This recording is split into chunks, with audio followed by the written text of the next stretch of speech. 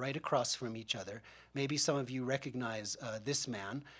He is a revolutionary. He's an artist from Shigaraki, again a name of a style, who took an old T-form type of jar and brought it into a very sculptural lexicon. His name is Koyama Yasuhisa. He's 80 years old. He's probably one of, well, not probably, he is one of the most internationally known Japanese ceramic artists in the world. Having been shown in many museums and many public collections. He was on the cover of a MFA Boston exhibition, and the Kessler collection has a lovely kind of mysterious cave-like form upstairs. He discovered making these cuts one day on his pots when he broke a blues guitar, acoustic guitar in the late 60s. He goes, well, what am I going to do? Well, maybe I can take this string and start carving, and that's how he got these planes. This is a picture I took at a Japanese department store, and it's very unusual that in Japan, having an exhibition at one of the major department stores is always a very prestigious thing to do. And if you can get to Tokyo at Takashimaya or Mitsukoshi, that means that you're at the pinnacle of your career. And sometimes the galleries can be a little too stuffy, but he brightens it up with flowers somehow. So a couple of weeks ago, or a couple of months ago, I went there with Robert Kessler, and we had a good old time. And here's Robert very keenly viewing different sake cups. And what I like about going with Robert, he's a creative collector. He looks at pieces that moves him and that he and Lisa like. And it's not just by buying by ears or looking by ear, by seeing with your ears and what goes down before. It's his intuitive sense that I find very special. So it was really nice to travel. And of course, as I said before, Yonobi, beauty through use, sake cups are meant to be used. And those of you who were around last night know that. Here we are again in Shigaraki, and Tilong is here chatting with Mr. Kanzaki, one of the pioneers of anagama and noborigama in Japan. And outside of, he's a Buddhist monk as well, but we went outside and they were all lined with these bonsai plants. And Robert really got engaged with Kanzaki-san talking about another topic. This is a picture of an anagama being fired. And the most important part of firing is actually the loading of the kiln, where you know through experience the flame's going to flow this way and we might get this type of effect. And you then load it pretty properly. Actually, Kaneshige Toyo, the first living national treasure, he said that kamazume ga ichiban daiji, so that the loading of the kiln is the most important. And they stoke it 24/7. This kiln is fired for 4 days. It can go actually up to one amazing potter who just did a 20-year project. He built an 85-meter kiln. I'm sorry, I don't know what that is in feet anymore, but 85 meters is really, really long. He fired it for 107 days, 24/7. Mr. Kato, whose work is upstairs as well, a rectangular piece, he fires for about 4 days. And this is a lovely jar mimicking a pumpkin form, all natural ash glaze. This is the front, very elegant, quiet. This is another kind of fan piece that he made. He takes a nail and incises the ripples there, which I find very poetic. But he can only do 3 or 4 ripples at a time because then he gets really dizzy and there's this vertigo. So he doesn't do many of these. One of his colleagues is also represented upstairs. You'll see a massive jar in the gallery by a man named Mr. Kobayashi, who I don't personally know, but they're very much in style kinship with these Kato pieces from my gallery. This is a very poetic piece, again, using the natural material. And for Shigaraki, unlike Bizen, there's lots of embedded stones in the clay, which burst out onto the surface here. Feldspar stones. The Japanese like to equate it with a starry midnight, winter's night, but I think Louise Court said it looks like salt on a New York street pretzel. I don't know, but you can take it as you wish.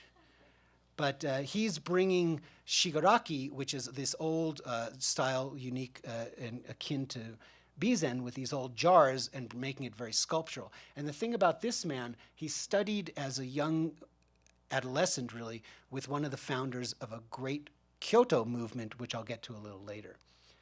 You might recognize this piece in the catalog, or this work by the artist. This is my logo. I put a lot of pictures on my gallery Facebook page, so I apologize for that. But he's a young artist who was born in Saitama, north of Tokyo, loved Shigaraki, went to Shigaraki, mastered Shigaraki style. And I think this is really important. You can't just enter Shigaraki or Bizen or Hagi or Mashiko and say, I'm here, I'm going to make my own things. You better learn your roots. You better learn the techniques of the shokunin, the craftsman, because everything good about Japan has been built on the back of craftsmanship. And if you've seen the movie, the miracle of the sushi Jiro, the sushi chef, he doesn't say, I'm a master sushi chef. I'm a craftsman. I do the same thing day in, day out, and I master it. So this young man, who's only in his early 40s, he mastered the art of firing and creating Shigaraki, but the spiral effect is very modern, contemporary, and poetical. He's very focused. I don't think he ever sleeps. He works out of an old umbrella stand factory that made umbrellas for the country in the 1940s, 1950s. He's so profoundly prolific in his output. I think his future is grand indeed. His name is Ishiyama, which means Stone Mountain Tetsuya. Another tradition, Hagi. There's a couple of really nice pieces upstairs. One, when you get right out of the elevator, on the left side, there's this triangular piece with a gaping empty space, but the emptiness is important for form. Without that emptiness, there would be no form. And it's similar to this type of glaze. And this is a man, he's an 8th generation potter, who is very challenged. When you're born into a traditional family and you're expected to take over the kiln, what are you going to do? How are you going to add your own voice? His father, his grandfather were all very traditional tea potters. And in Hagi, which is a thickly glazed piece, mostly for the tea wares, he said, well, he went to art university in Tokyo. So he took this tradition, and through his sculptural background, he never started to use a wheel. He does use a wheel, but he's mostly known for taking a chunk of clay, throwing it on a plaque, and then carving out the piece like a sculpture. And going today to the Abstract Expressionism exhibition upstairs, which I got to tell you is fabulous, a lot of the painters, these ladies, they were in tune with what he was saying. I'm letting the materials speak to me. See where I can go with. It's not my ego. It's how the brush and my sense of rhythm with the clay or the paint is going to create a canvas painting. And it's the same way with this man. He doesn't know how the style is or the form is going to turn out until he starts having a conversation with the clay. And in Japan, these rankings of tea are going. Number 1 is raku, which is a very misunderstood term in the West. It's actually a very revered 15th generation tea bowl style. Number 1, raku from Kyoto. Number 2, hagi. And number 3, karatsu. And again, the foot. Now, on the other tea bowl that we saw, we couldn't see the beauty of the clay. So particularly when you have a thickly glazed piece, you turn it over to enjoy the beauty of the clay. His mountainous sculpted forms, one in my gallery. It looks like you're standing before a cascading river, a waterfall of sorts. These are glazed. The others from Shigaraki and Bizen are not. So this has an applied glaze. And this piece is actually in the exhibition that I hope you can see. I took this picture in Kyoto, and Robert and Lisa came and had a look, and it's upstairs. So it's nice to go and revisit some old friends. In the show, one of the great glaze styles in central Japan is called Shino, and some styles of Japanese pottery are not named after the towns they're named they're named after the people who founded them, and one is an incense tea master named Shino. And this man is named Hori Ichiro. And he lives way, way, way up in the mountains. It takes a long time to get there, and he's inspired by nature. He's a very soft-spoken mountain recluse, but every time in his workshop when he's working, he's always playing classical music, like Baroque or Mozart.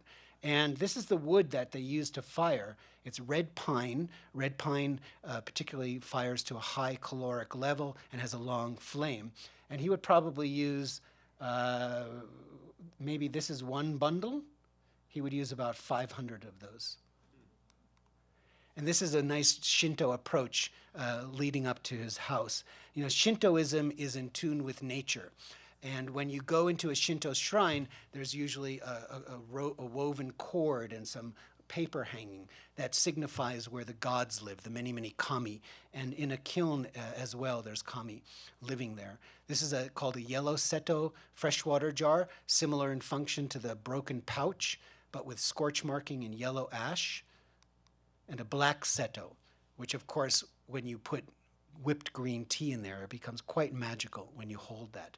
And this was actually used for gauging kiln temperature, where they pulled it out of the kiln very quickly in the 1500s, but it cooled so rapidly to this jet black that they now strategically place a few tea bowls by the side of the kiln opening holes, and at the height of firing, they'll pull them out. Not all pieces are successful. Lineage is important in Japan, and his teacher, Mr. Horty, studied with a living national treasure named Kato Kozo, who's a living national treasure for black Seto, and Kato Kozo studied with the first living national treasure named Arakawa Toyozo. So he's got this great pedigree. And if you're having a top-rank, top-level exhibition in Tokyo, for example, he'll fire 300 tea bowls and maybe get 10. So that rest end up here, which you can make some nice chopstick rests or pendants, but I've taken a few home. And when you go upstairs and see the Kessler's piece, you'll see this type of fire color and kind of citrus skin rind glazing on it. It's quite a lovely piece. I think we're running almost out of time. So we'll go quickly. We're winding down. 2 more stops. One is this, probably some of you know him. He was the most celebrated potter in the West, possibly ever, because of his relationship with Bernard Leach. His name is Hamada Shoji, and he's basically the godfather of Mashiko pottery, and really had a great influence on so many potters in Japan by founding something called the Mingei movement, the folk craft pottery movement, and his relationship with Bernard Leach, who gave him a voice in English, and bringing to the table useful, functional, durable, affordable works, although for him, his works are not that affordable. But the ideal was we're going to have people who can make, Warren Mackenzie type things, and they still exist. But somebody asked him one day, they said, "Mr. Hamada, your sake cups are so expensive. It took you 3 minutes to just make it. Why do I have to pay all this money?" He goes, 60 years and 3 minutes. So there's lots of history and lots of trial and error which goes behind him. One of the most influential potters ever in a very new town of Mashiko, so to speak, only in the 1850s. And he was named a Living National Treasure in 1955. And this is his workshop, where he would also have some of his helpers. They'd never worked alone. They had apprentices who helped load the kiln, fire the kiln, sometimes form. You can actually visit this house right now. It's north of Tokyo, about an hour and a half. It's a pilgrimage. I hope you visit Japan someday, because as I said, if you go, I think everybody changes a little differently. This is an exhibition from 2014, celebrating the 120th anniversary of his birth. And this is the Kessler plate, which is upstairs. And one of Hamada's ideas was you have to find inspiration in nature and somehow bring that motif onto your plate, literally. And his was a sugar millet that he discovered when he visited Okinawa. He was very inspired by Okinawan culture. That's me and his grandson, so it's nice to see the family carrying on. And I really respect him, because he's the grandson of Hamada Shoji. That's like being the son of, you're playing trumpet and Miles Davis was your uncle in a way or something. How do you do that? But I really respect him because he's using the local materials that Mashiko is known for, but really bringing it into a contemporary realm. And that's the Nuka glaze, a persimmon glaze, an iron glaze, etc. That's Hamada's house. That is a huge, massive thatched roof old farmhouse. And that's my second son there, giving it some scale. And our featured potter on the cover, Mr. Kimura. And he's 81 years old, 81 years of age this year, and he still has a sparkle in his eye, like he's just started pottery. He's a magical artist. And we visited there, and he's taken traditional Temmoku, which some of you know is a oil spot type of feathery Chinese style. And he says, well, I mastered that when I was 20 and 30 and 40. What am I going to bring to the world of Temmoku? So he's created all of these cosmic type of views, and I think you could see that on the catalog cover. It's like an aurora borealis looking up at a night sky. And one of his recent creations, and there's a tea bowl upstairs, I think two, in the Kessler collection, of this yellow, which has never been seen before. It's quite amazing. And Kyoto has always been an imperial city, so they never really needed these rough-hewn storage jars. It's always been more Chinese-influenced and porcelain with lots of floral designs. Kyoto, and this will end the talk. Japanese pottery can basically be classified into a couple of categories. One is the old farmer stoneware pieces. One is porcelain, which started from captured Koreans in the early 1600s. One are tea vessels, like the tea jar, the tea bowl we saw. One is folk craftware, like Hamada, and one is purely sculptural. Now, this didn't have a historically context in Japan until after World War II, when a few young Kyoto artists said, we come from traditional families. Our country's in ruins. We're university-educated, art-savvy young dudes. What are we going to do? We can't make tea bowls and make a living, so we're going to start a new art movement called Crawling Through the Mud, because that's what they literally were doing. The name is Sodeisha. And they took inspiration not only from the material, but from literary or European paintings. And this is based on a Franz Kafka metamorphosis type of character, and it's called The Walk of Mr. Samsa. It's really only about this small, but it turned the world of Japanese pottery upside down in the 50s because nothing had been seen like this. Everything had a function, and this didn't. It was just new and revolutionary, and the influence is still there through the students of this man. Again, you can see a painterly European influence. And there was one potter who went to Japan in the 50s. His name was Rosanjin, and he met Marc Chagall, which you can kind of see an influence. And he was very impressed with Marc Chagall because Chagall told him, once the potters of the West can manipulate and bring to their pots the beauty of the glazes of the East, then ceramics in the West will be thought of as something other than craft and your $15 Renaissance coffee mug thing. So in the East, it's always been highly elevated. Upstairs in the Kessler collection, there's one of this man's contemporaries, one of the three original founding members named Yamada Hikaru, and it's a very action painting, splashing white pot, similar to this, a little more staid, but it's very much a Jackson Pollock piece in clay. And another one of these pieces, which is very emotional, very scary in a way, which is part of this movement called Sodeisha. So that's just about the introduction to various styles, somewhat hoping to give you an insight into what makes this collection so important and opening up your eyes, I hope, to the traditional and non-traditional Japanese styles of pottery, which are so integral and so much a definition of Japanese culture itself, that I hope that the exhibition inspires you to explore more on your own, either online, as I was talking to Robert today. Once you get interested in something, the more you can look at anything, whether it be in books or online, the more you develop your eye to differentiate between styles and good and bad and what you like, I think the better you are to appreciate this style of pottery because it's so unique. In the 15th century, there was an Indian mystic poet named Kabir, and I'd like to end the talk with his poem. Inside this clay jug, there are canyons and pine mountains, and the maker of canyons and pine mountains. All 7 oceans are inside, and hundreds and millions of stars. The acid that tests gold is there, and the one that judges jewels. And the music from the strings no one touches, and the source of all water. If you want the truth, I will tell you the truth. Friend, listen. The God I love is inside. Thank you very much.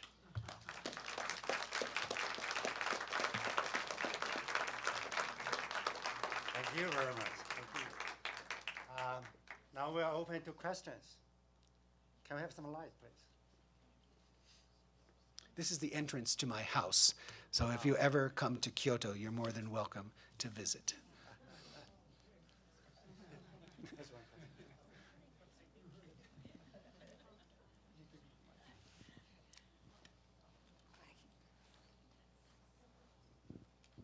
Hi, Robert. Hi. I do remember the entrance to your house there.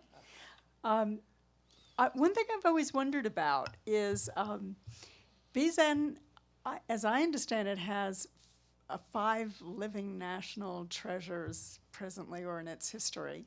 Shigaraki, which I think makes absolutely fabulous work, has 0. Why is that? Right. So why does Bizen have 5 living treasures and a place like Shigaraki or Tamba none? That's an interesting question, and I don't know the exact answer, but I think the political associations of the town, right now the Ministry of Culture designates national treasures, and in Bizen there have been 5. The current living one, his name is Isazaki Jun, and his son's work is upstairs in the collection. It's a black Bizen, very small, compact sculptural form. Bizen has been very politically allied with Tokyo, so there's some connections there that have gone through better than other styles like Shigaraki or Tamba. Upstairs in the Kessler collection too, when you come out, there's a beautiful Tamba pot by Nishihata Tadashi. He should be a living national treasure, in my opinion, but for some reason, the government, the prefectural government, never really promoted, or maybe the artist never really wanted to be that, and some declined. There's actually been a few people who have declined the designation. No, thank you. So I don't know, but Shigaraki, there's never been a national treasure. There are intangible cultural properties for the town and the prefecture, which are local and national so-called living treasures, but it's not a national. So there are important potters in that region who are designated locally and prefecturally, but they haven't gone nationally yet, and I don't know why. I think it's political, really. And also, just because a person is a living national treasure, don't bow before that. Look at the work. You know, there's Kaneshige Toyo, Fujiwara Kei, Yamamoto Toshu. Then it's the second living national treasure, Sun. Just like Abe, the current prime minister, is politically coming from many generations. So once you get into, oh, well, my father was a living national treasure, so I'll be, then it becomes questionable. But Isaki Jun is very worthy. He's a pioneer. And Kakurezaki's teacher. Thank you for your question. Any more?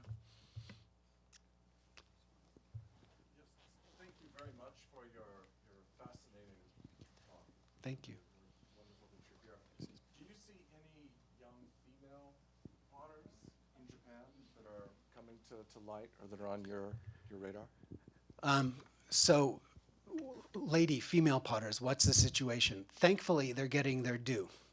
And the reason is that they don't have to go through this very Zen, Spartan-like apprenticeship where you clean the floor for 4 years and then you might touch the clay.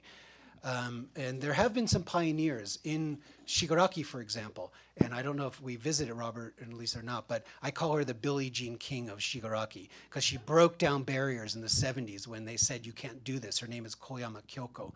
And she's inspired many people, but with the advent of university art programs, there are many, many females, ladies who are opting not for a traditional apprenticeship, going to art university, graduating and setting up a studio quite right out of college. And they're booming. There was actually a show that traveled the States I forget the name. It was all female potters. It traveled for about 2 or 3 years. So there are many, many fabulous ones.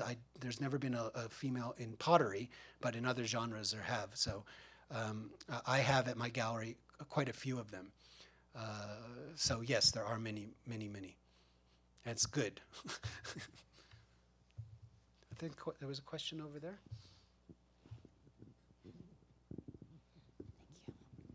Thank you for your excuse me. Thank you for your beautiful and very evocative presentation.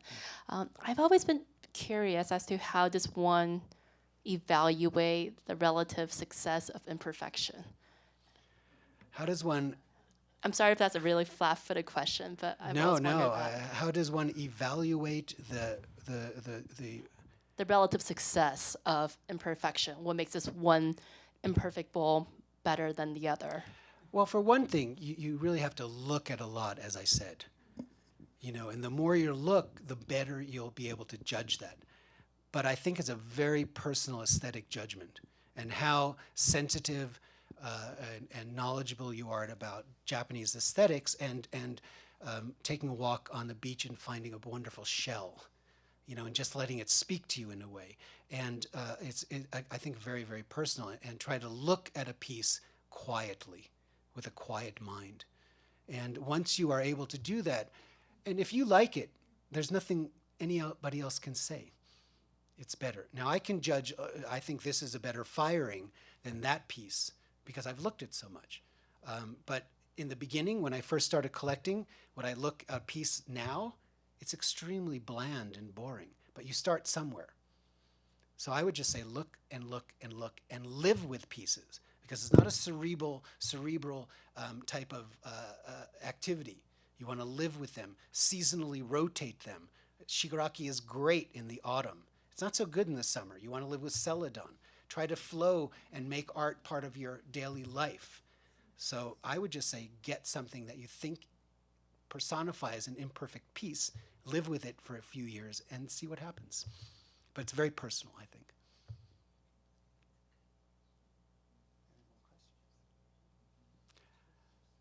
Well, again, thank you all very, very much. Thank you. Thank you. Well, thank you all for coming. We have a reception upstairs. Please join us to further dialogue with Mr. Yellin. Thank you.